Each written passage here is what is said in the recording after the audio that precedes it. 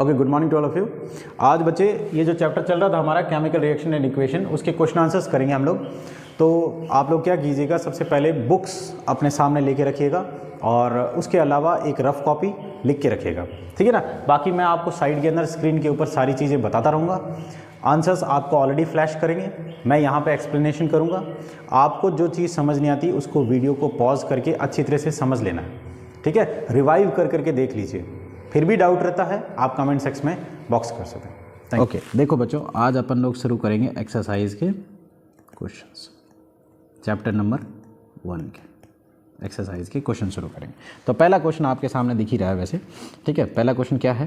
पहला क्वेश्चन है कि यहाँ पे कुछ स्टेटमेंट दी हुई है, उनमें से आपको बताना है इनकरेक्ट कौन सी है। कौन सी स्टेटमेंट बतानी है आपको? इनकरेक्ट बतानी है। आपके पास एक रिएक्शन है, इस रिएक्शन को देखते हुए 4 स्टेटमेंट आपको दी हुई है और इनमें से ऑप्शन में से कोई एक ऑप्शन क्या है आपका? सही है। अब सही का मतलब है कि जो इनमें से गलत बात है वो आपको ढूंढ के सही बताना है इसके अंदर से। ओके, पहले तो बेटा देखो इसमें शर्त जो है, ओके, पहले तो अपन क्या देखते हैं? शर्त। सबसे पहले इस क्वेश्चन को करते हुए देखना, इस क्वेश्चन में बहुत बड़े बड़े शब्द हैं।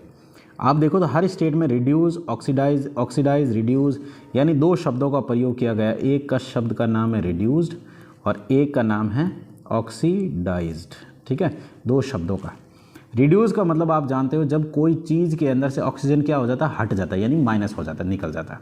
और वहीं अगर किसी चीज़ के अंदर ऑक्सीजन क्या हो जाए? प्लस हो जाए। ऑक्सीजन क्या हो जाए? प्लस हो जाए, तो उसको हम क्या बोलते हैं? ऑक्सीडाइज बोलते हैं। ध्यान से समझिएगा बच्चे इसका मतलब। ये 2 शर्त है। ओके, अब इसका क्या मतलब है मैं आपको एक तरीका बताता हूँ। मान लीजिए कोई चीज़ है, मान लीजिए एक ए चीज़ है। अगर इस ए के पास अभी कोई चीज़ नहीं है और जैसे ही ये आगे गया इसके पास में ऑक्सीजन आके चिपक गया, ऑक्सीजन ओ आके चिपक गया, तो अब देखिए ये चीज़ ऑक्सीडाइज नहीं हुई है, बल्कि ये चीज़ जो है क्या हो गई है? ऑक्सीडाइज्ड हो गई है।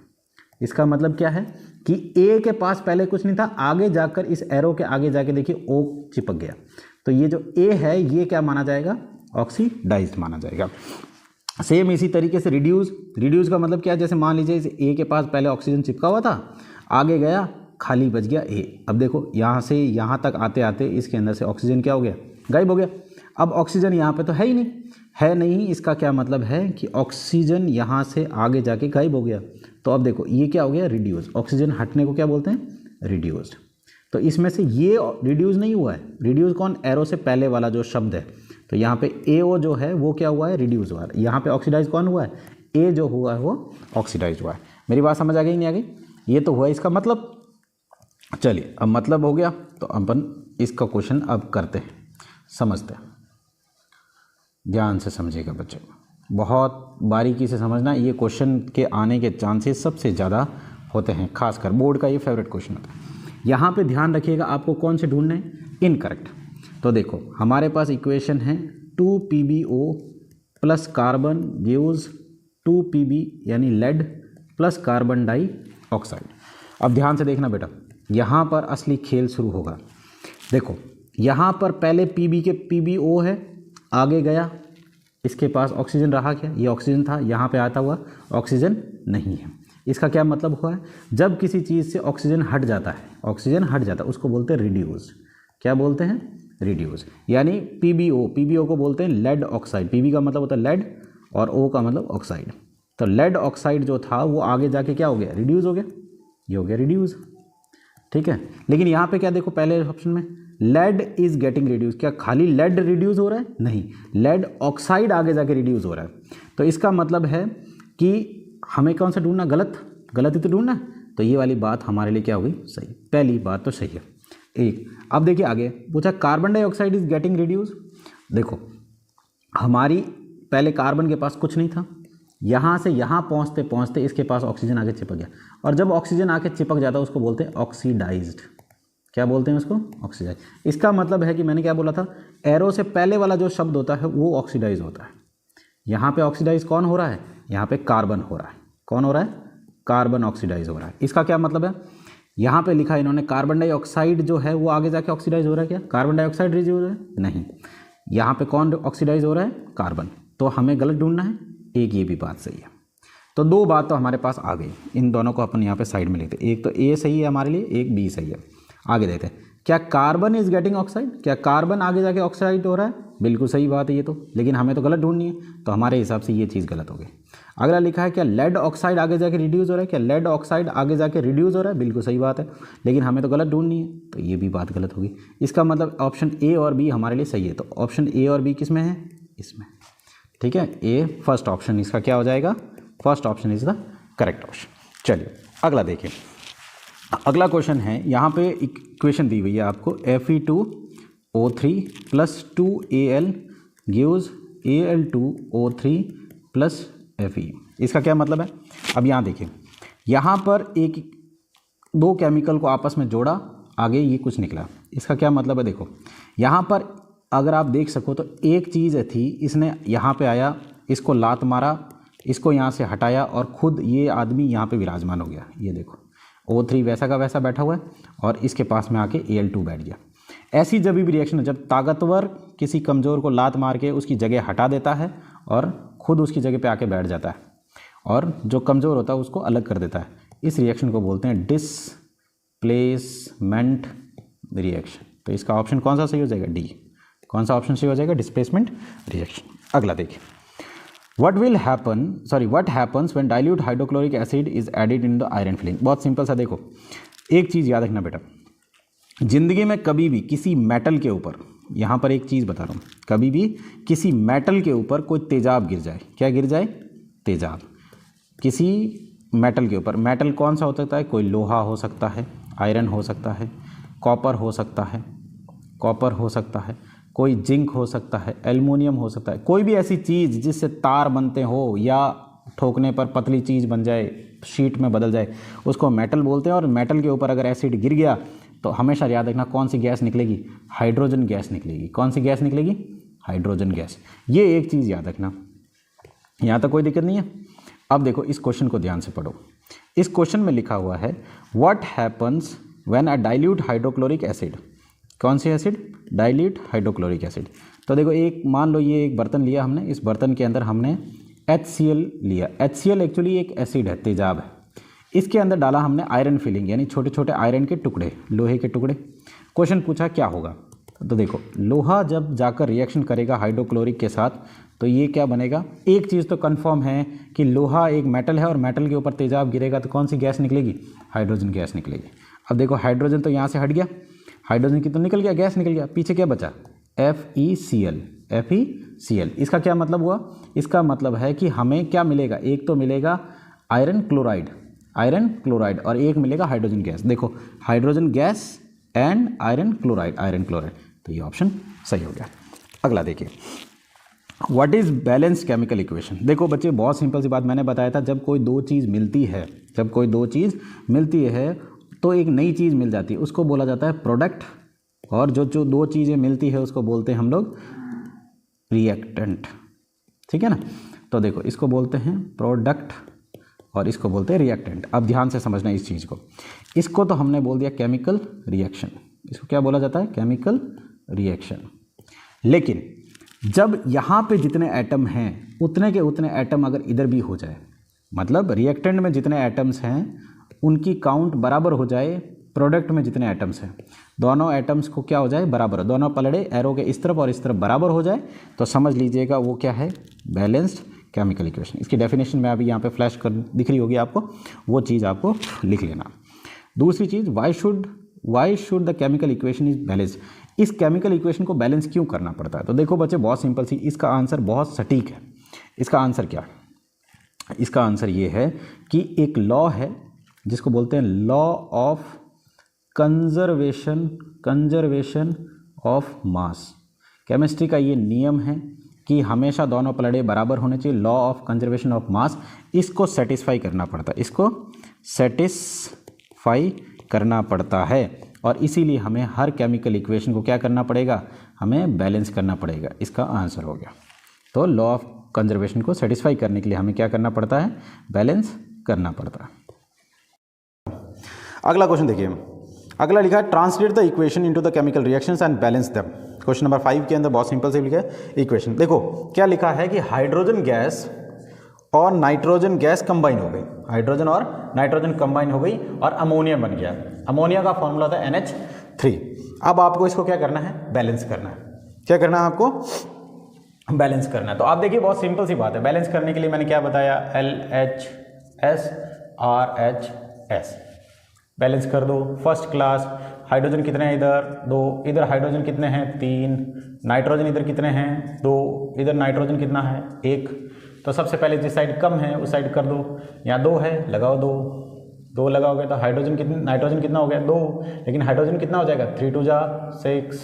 अब इस तरफ देखो, इस तरफ देखोगे तो हाइड्रोजन तो 2 है, लेकिन हमें कितना चाहिए 6। नाइट्रोजन तो 2 है, कोई दिक्कत नहीं है, 6 है तो कितना 2 के टेबल में 3 कब आएगा, 6 कब आएगा, 3 लगा दो, 3 2 जा 6। चलो भैया इक्वेशन बराबर, यहाँ पे 3 लगाओ, यहाँ पे 2 लगाओ and now the equation is already okay. बेटा नेक्स्ट क्वेश्चन क्या है, नेक्स्ट क्वेश्चन नंबर 5 का ही इसमें लिखा है hydrogen sulphide gas. Hydrogen sulphide gas, ये इसका फॉर्मूला था हाइड्रोजन सल्फाइड। साथ में किस में बर्न किया, आपको पता है जब कोई चीज़ बर्न की जाती है हमेशा ऑक्सीजन प्रेजेंस में की जाती है। दोनों को जैसे ही मिलाया क्या बन गया, इसमें बन गया वाटर H2O, साथ में सल्फर डाइऑक्साइड गैस निकल गई। अब इसको आपको क्या करना है, बैलेंस करना है। बैलेंस में क्या होगा, LHS equal to RHS, that's all. इसमें देखो हाइड्रोजन कितने हैं 2, सल्फर कितना है 1, ऑक्सीजन कितने हैं 2। इस तरफ देखिए हाइड्रोजन कितने हैं 2, सल्फर कितना है 1 और 2 और 1 3, ऑक्सीजन कितना है 3। देखो कभी भी है ना इस टाइप से अगर ऑड नंबर आ जाए, क्या नंबर आ जाए ऑड, तो उसके ऑपोजिट वाले में किसी भी तरीके से इसको किस में कन्वर्ट करो, इवन में कन्वर्ट करो।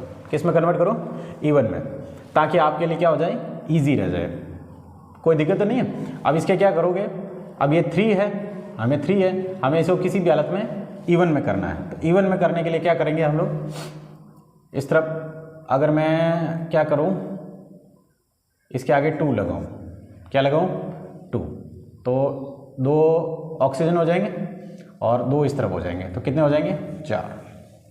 ऑक्सीजन कितने हो गए, पहले 3 थे अब 4 हो गए, कोई दिक्कत। लेकिन अब हाइड्रोजन भी कितने हो गए, 2 2 जा 4।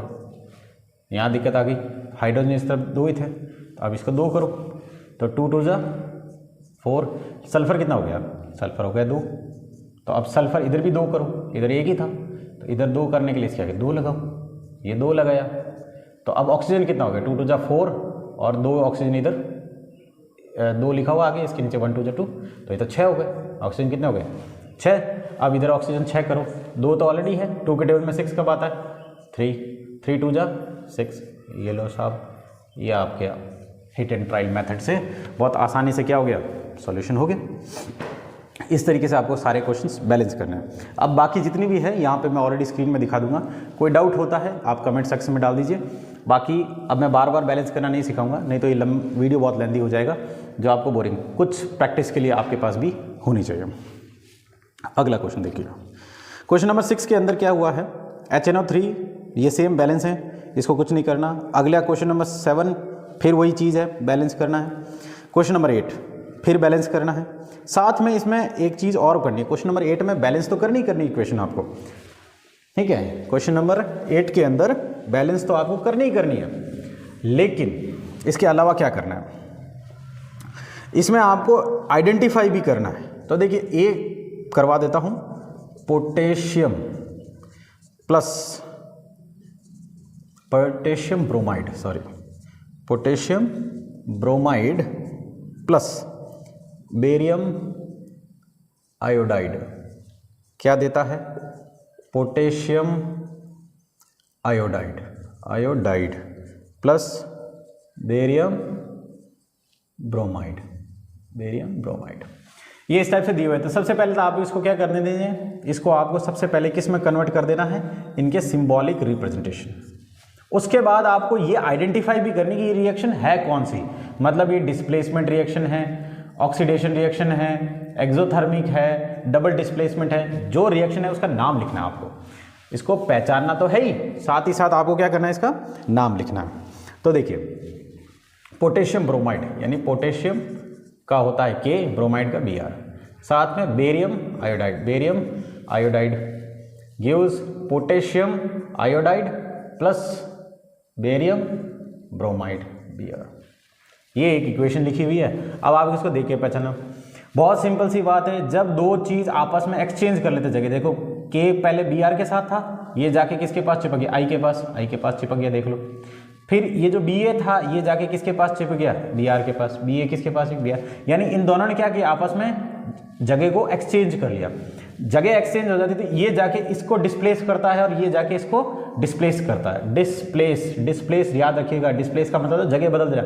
और दो बार हुआ, देखो एक बार और ये दो बार, तो इसको क्या बोलेंगे, डबल डिस्प्लेसमेंट रिएक्शन। पहचान लो, सीधी सी बात। कौन सी रिएक्शन है ये, डबल डिस्प्लेसमेंट रिएक्शन। इसी तरीके से आपको सबको पहचानना है, ठीक है। जैसे अगले में दिया हुआ है जिंक कार्बोनेट, साथ में जिंक कार्बोनेट, आगे जाके क्या किया गया, जिंक ऑक्साइड में दिया, जिंक सीधा ही कर दो, ZnO, zinc oxide plus carbon dioxide. अब बोला है जिंक कार्बोनेट, आगे जाके जिंक ऑक्साइड और जिंक कार्बोनेट में टूट गया। अब तुम जानते हो जब कभी भी एक चीज आगे जाके दो चीजों में टूट जाती है तो इसको क्या बोलते हैं, डीकम्पोज रिएक्शन, डिकम्पोजिशन रिएक्शन। सीधी सी बात है। अब आपको इस तरीके से पहचानना बेटा, यही आपका काम है, ठीक है। ओके, चलो नेक्स्ट क्वेश्चन करेंगे। क्वेश्चन नंबर 9, क्वेश्चन बोला हुआ है what does the mean of exothermic and endothermic reaction, give example of the answer. देखो आपको बताया था एंडोथर्मिक और एक्सोथर्मिक दो रिएक्शन हैं।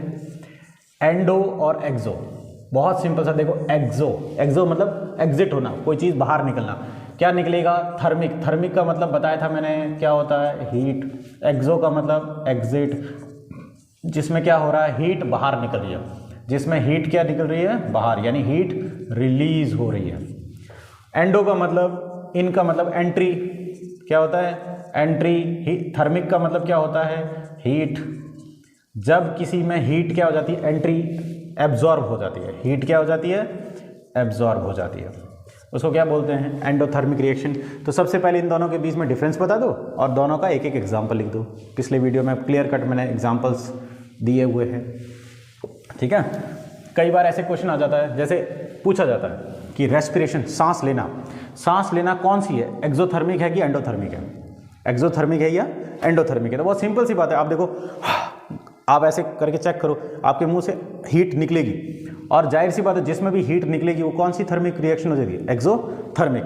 वहीं फोटोसिंथेसिस देखो, जैसे फोटोसिंथेसिस, ये पत्ता है, ये क्या करता है, सनलाइट को एब्जॉर्ब करता है, इसका मतलब गर्मी को ये क्या कर रहा है, हीट को एब्जॉर्ब कर रहा है। और जब एब्जॉर्ब करता है उसको कौन सी रिएक्शन बोलते हैं, एंडोथर्मिक। तो फोटोसिंथेसिस क्या सी रिएक्शन है, इट इज एंडोथर्मिक रिएक्शन। ये इस टाइप से क्वेश्चन पूछ लेते हैं थोड़ा ट्रिकी वे में, बाकी कोई बड़ी चीज़ नहीं है, ये आप कर लोगे, कोई इशू नहीं। अब अगला देखो, why is the respiration consider as a exothermic reaction, explain. बहुत सिंपल, बहुत ज़्यादा सिंपल।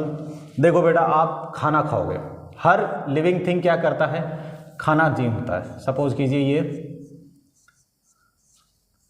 ये आप हैं, खाना खाएंगे, जाहिर सी बात है खाना खाएंगे, ये खाना अंदर जाके क्या होगा, ये जो फूड होता है, ये क्या करेगा, अंदर जाके बन जाएगा, किस में टूटेगा, ग्लूकोज में। ये ग्लूकोज आगे जाएगा सेल के अंदर, कहाँ जाएगा, हर सेल में, बॉडी के हर सेल में। ये सेल के अंदर क्या होगा, ये इधर से पहुंचा ग्लूकोज, और साथ में क्या बन, ऑक्सीजन भी तो हर सेल को चाहिए। आपको पता है ऑक्सीजन क्या करती है, आग लगाती है, हीट लगाती है, वो इसको क्या करेगी, तोड़ देगी, और ग्लूकोज को जब टूटेगी तो वहाँ पे एक क्या जनरेट होगा, एनर्जी जनरेट होगी। एनर्जी यानी ऊर्जा जाहिर सी बात है, heat is also a form of energy. तो जाहिर सी बात, जिसमें ऊर्जा निकल रही है वो कौन सी रिएक्शन होगी, एक्सोथर्मिक। कौन सी रिएक्शन होगी, एक्सोथर्मिक। तो एक्सप्लेन कर दिया कि जब खाना खाएंगे, खाना टूटेगा ग्लूकोज के अंदर, और ग्लूकोज आगे जाके सेल में किसके साथ कंबाइन होगा, ऑक्सीजन के साथ, और ऑक्सीजन उसको क्या करेगी, जैसे उसको ब्रेक करेगी तो वहाँ पे large amount of energy release होगी, और वो एनर्जी जिसमें रिलीज होती है, इसका स्पेशल नाम क्या दे दिया, रेस्पिरेशन। तो it is, respiration is also a exothermic reaction. चलिए अगला देखिए, Why are decomposition reaction called the opposite of the combination reactions?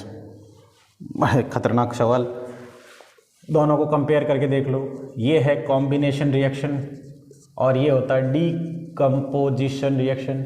Question बोला है बहुत सिंपल सा कि डीकम्पोजिशन रिएक्शन को कॉम्बिनेशन रिएक्शन का ओपोजिट क्यों कहते हैं, ओपोजिट क्यों कहते हैं। तो आपको पता है कॉम्बिनेशन क्या होता है, जब इसमें दो चीज़ मिलकर एक तीसरी चीज़ बन जाती है। CO2 के साथ मिलेगा तो कार्बन डाइऑक्साइड CO2 बन जाएगा, यानी दो चीज़ मिली आगे जाके बन गई। लेकिन डीकम्पोजिशन में क्या होता है, कोई एक चीज़ होती है जो आगे जाके टूटती है दो या दो में, तो CO2 आगे जाके टूट गया कार्बन और ऑक्साइड में, तो इसका मतलब ये ओपोजिट काम ही तो कर रही है, तो जाहिर सी बात इसको क्या बोलेंगे, ओपोजिट रिएक्शन। कोई बड़ी चीज़ नहीं, ठीक है। इसको आप लोग वर्ड्स के अंदर आप साइड में देख ही रहे होंगे, स्क्रीन के अंदर स्क्रीनशॉट ले लो और पूरा का पूरा क्वेश्चंस को वर्ड बहुत सिंपल इंग्लिश में लिखा हुआ है, कोई दिक्कत नहीं है, आप लोग कर पाओगे। मेरा काम है सिर्फ यहाँ पे एक्सप्लेन करना। अगला क्वेश्चन देखिए, write one equation each of the decomposition reaction where energy is supplied in the form of heat, light और इलेक्ट्रिसिटी। डीकम्पोजिशन रिएक्शन आपको बताया था, डीकम्पोज कितने तरीके से किया जाता है ये रिएक्शन, तीन तरीके से, या तो हीट के तरीके से किया जाएगा, या लाइट के तरीके से किया जाएगा, और या फिर इलेक्ट्रिसिटी के तरीके से किया जाएगा। तीनों की एक एक एक्टिविटी करवा रखी है आपको पिछले में, और तीनों की एक एक एक्टिविटी और एक एक रिएक्शन दी हुई है। आपको सिर्फ हर एक की क्या लिख देनी है, रिएक्शन लिख देनी है। समझ आ गई नहीं आ गई। जैसे इलेक्ट्रिसिटी, पानी को तोड़ने से, पानी को तोड़ोगे उसमें कौन सा डीकम्पोजिशन का तरीका यूज़ हुआ है, इलेक्ट्रिसिटी का। AgBr आगे जाके टूट जाता है Ag + Br, जब इसको किस में रखा जाता है, सनलाइट के अंदर। तो ये आपको एक्टिविटी करवा रखी है। यहाँ आपने एक्टिविटी कर ही रखा था, FeSO4 आगे जाके टूटता है तो Fe2SO3 सॉरी O3 प्लस साथ में सल्फर डाइऑक्साइड और सल्फर ट्राइऑक्साइड, ये कब टूटता है, जब हीट मिलती है। तो ये सीधा आपको इक्वेशंस लिख देनी है। ये ऑलरेडी पिछले दो वीडियो के अंदर बहुत आराम से समझाया हुआ है डिटेल के अंदर, आप वो वीडियोस देखो। जब तक क्वेश्चंस नहीं कर पाओगे बच्चे, जब तक आप प्रॉपर तरीके से वीडियोस नहीं देखो, इससे पहले वाले वीडियोस को प्रॉपर देखो। जैसे आप देखोगे वो चीज़ ऑलरेडी लिखी हुई है, बाकी यहाँ तो आंसर्स है ही। एक्सप्लेन तभी इजी रहेगा, आपको क्वेश्चन आंसर्स तभी इजी रहेंगे जब आपने चैप्टर प्रॉपर तरीके से पढ़ा होगा, ठीक है। चलिए अगला क्वेश्चन देखिए, question number 13, what is the difference between displacement reaction and double displacement reaction, right the equation. बहुत सिंपल सी चीज़, डिस्प्लेसमेंट और डबल डिस्प्लेसमेंट में अंतर क्या है, तो सीधी सी बात है, जैसे अभी हमने देखा था कॉपर सल्फेट के अंदर जब लोहा डाला गया तो ये क्या बन गया, लोहा जो ताकतवर था इसने जाके इसको क्या कर दिया, कमज़ोर को भगा दिया और खुद बैठ गया, FeSO4 और साथ में कॉपर को कर दिया अनाथ। तो जिस रिएक्शन के अंदर ताकतवर कमज़ोर को हटा दे, ताकतवर को केमिस्ट्री की भाषा में क्या बोलते हैं, हाईली रिएक्टिव, और कमज़ोर को क्या बोलते हैं, लेस रिएक्टिव, केमिस्ट्री की भाषा में less reactive. The reaction in which highly reactive displace less reactive, such kind of reaction is called displacement reaction. Double displacement अभी थोड़ी देर पहले देखा था, क्या देखा था कि जिसके अंदर दो चीज़, जैसे मान लीजिए सोडियम कार्बोनेट है और बेरियम क्लोराइड है, ये गया और आगे जाके क्या, सोडियम और बेरियम दोनों ही बराबर हैं, ये जाके इसकी जगह बैठ जाएगा, ये इसकी जगह बैठ जाएगा, ये गया इधर तो ये बन गया NaCl प्लस क्या बन गया, BaCO3 बेरियम कार्बोनेट। अब क्या हो गया, दो बार जगह बदल गई, इसमें होता है एक्सचेंज ऑफ आयंस, ये जो Na है ये भी एक आयन है, बेरियम भी एक आयन है, ये क्या करेगा, एक्सचेंज हो जाएगा, एक दूसरे का बदल जाएगा, तो उसमें क्या हो रही है, डबल बार रिएक्शन डिस्प्लेस हो रही है, उसको बोलते हैं डबल डिस्प्लेसमेंट रिएक्शन। दोनों का एक एक एग्जाम्पल लिख लो। अगला क्वेश्चन देखिए, if a refining of a silver, the discovery of a silver from silver nitrate solution involve the displacement bye a copper metal, right the reaction involve. ठीक है, क्या बोला हुआ है, सिल्वर नाइट्रेट दिया हुआ है, क्या दिया हुआ है, सिल्वर नाइट्रेट दिया हुआ है, और जब इसमें कॉपर डाला गया, रिफाइन किया गया, तो ये कॉपर जाके क्या कर जाएगा, ये बन जाएगा इधर, और सिल्वर हो जाएगा अनाथ, सिल्वर क्या हो जाएगा, अनाथ हो जाएगा, कोई दिक्कत ही नहीं है। तो ये कौन सी रिएक्शन हो गई? जब ये ताकतवर इसको जाके लात मार दिया, ये इसकी जगह बैठ गया, दिस इज डिस्प्लेसमेंट रिएक्शन। और आपको साथ ही साथ शब्दों में जो चीज़ दी हुई थी उसको इक्वेशन के फॉर्म में लिख देना, कोई बहुत बड़ी चीज़ नहीं है। अगला देखिए, what do you mean by the precipitation reaction. ये ध्यान से रखना बेटा, प्रिसिपिटेशन रिएक्शन क्या होता है? प्रिसिपिटेशन रिएक्शन का मतलब होता है ऐसी कोई रिएक्शन जब दो चीज़ आपस में मिलती है और वो चीज़ पानी में नहीं घुलती। मतलब जैसी दो चीज़ मिली, वो दूध में जिस तरीके से, वो आपने देखा होगा ना, दूध जब फटता है तो उसका टुकड़े टुकड़े में टूट जाता है, वो चीज़ जिस तरीके से पानी में कभी नहीं घुलेगी। उसको डाल दो, कितनी बार भी पानी में डालो, वो घुलेगी नहीं। जो चीज़ रिएक्शन के बाद ऐसी चीज़ बन जाए जो पानी में नहीं घुलती, उसको प्रिसिपिटेट सॉल्यूशन कहते हैं। ठीक है, उसको क्या बोलते हैं? Precipitate solution. तो ये उसकी डेफिनेशन है, आप साइड में देख लो, सीधा लिख लो। अगला बोला है, explain the following terms of gain और lose of oxygen with example. Oxidation और रिडक्शन का आपको एक एक एग्जांपल देना है, ऑक्सीडेशन और रिडक्शन का। देखो ऑक्सीजन के लिए क्या करना है, जैसे CO2, ये ऑक्सीजन जाके इसके साथ चिपक जाएगा, दिया बन जाएगा CO2। तो ये कौन सा है? Oxidation reaction. साथ में अगर मैंने दे दिया CO + O2 गिव्स 2CuO, ये एक इक्वेशन दे दी, तो इसमें क्या हो रहा है? CO पहले अनाथ था, ये आगे जाके ऑक्सीजन, ये ऑक्सीडेशन रिएक्शन हो गया। ऑक्सीजन पहले 2 थे, आगे जाके 1 रह गया, तो ये हो गया रिडक्शन रिएक्शन। यानी आपको बस इतना बताना है कि किस में से ऑक्सीजन हट रहा है, किस में से नहीं हट रहा है। तो रिडक्शन और इसका एग्जाम्पल देना है, ज़रूरी नहीं है ये दो, पिछली बार जो एक्टिविटी में करवा रखा आप वो भी दे सकते हो, कोई इशू नहीं है। अगला है, अ shiny brown coloured element, question number 17 का है। अ shiny brown coloured element x on heating in air becomes a black in colour, name the element x and the black colour compound. बहुत सिंपल सी बात है, आपको ये भी एक एक्टिविटी है, ये भी एक्टिविटी है। पिछले चैप्टर, जब पिछले वीडियो के अंदर ये चीज़ करवा दिया था, क्या किया था? ब्राउन कलर का एक कॉपर का पाउडर है, और जैसे इसको गर्म किया तो ये किस में बदल गया? ब्लैक हो गया। क्या कर दिया? ये ब्लैक, क्योंकि इसके साथ क्या रिएक्शन, कॉपर के साथ क्या रिएक्शन कर गई थी? ऑक्सीजन। कोई चीज़ गर्म कर दे तो ऑक्सीजन के प्रेजेंट, तो ये हो जाएगा CO। कॉपर ऑक्साइड का रंग कैसा होता है? ब्लैक रंग होता है। ये एक्टिविटी है, समझ आ गई? बाद में इसको वापस अगर आपको क्या करना है, ब्राउन कलर, ये ब्लैक कलर हो गया, सॉरी यहाँ पे इसका रंग था ब्राउन, तो ब्राउन रंग किस में बदल गया? ब्लैक में, ऑक्सीजन की वजह से। जैसे आप इसके ऊपर हाइड्रोजन गैस निकालोगे, कौन सी गैस निकालोगे? CuO प्लस हाइड्रोजन गैस, अभी काला पड़ गया, इसके ऊपर हाइड्रोजन गैस ऐसे रिलीज कर दो, तो ये वापस किस में बन जाएगा?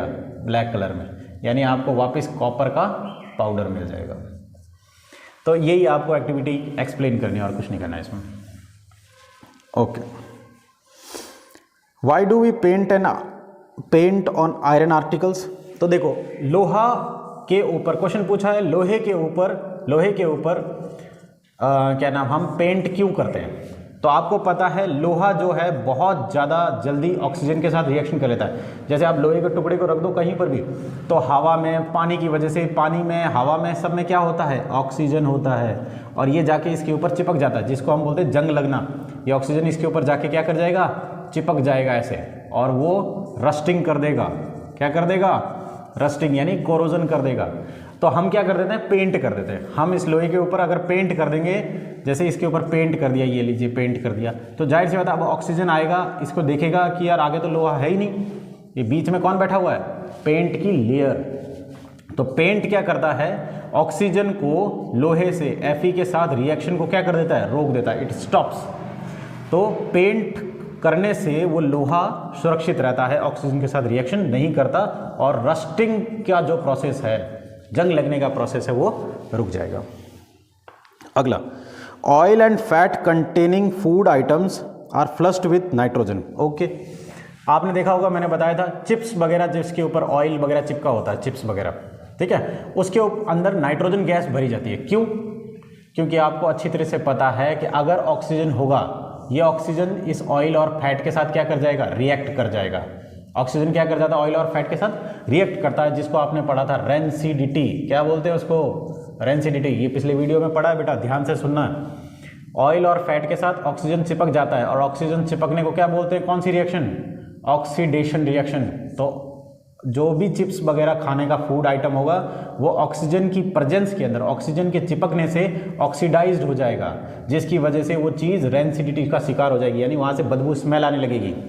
इसीलिए इसके ऊपर क्या किया जाता है, नाइट्रोजन गैस भरी जाती है, क्योंकि नाइट्रोजन गैस जो होती है, कौन सी gas, nitrogen gas is not reactable, वो रिएक्ट करती ही नहीं है, किसी के साथ चिपकती ही नहीं है, चिपकती नहीं है तो इसके चारों तरफ अगर नाइट्रोजन गैस आ जाएगी तो ऑक्सीजन इससे मिलने नहीं देगा, ऑयल के साथ ऑक्सीजन को मिलने नहीं देगी ये गैस।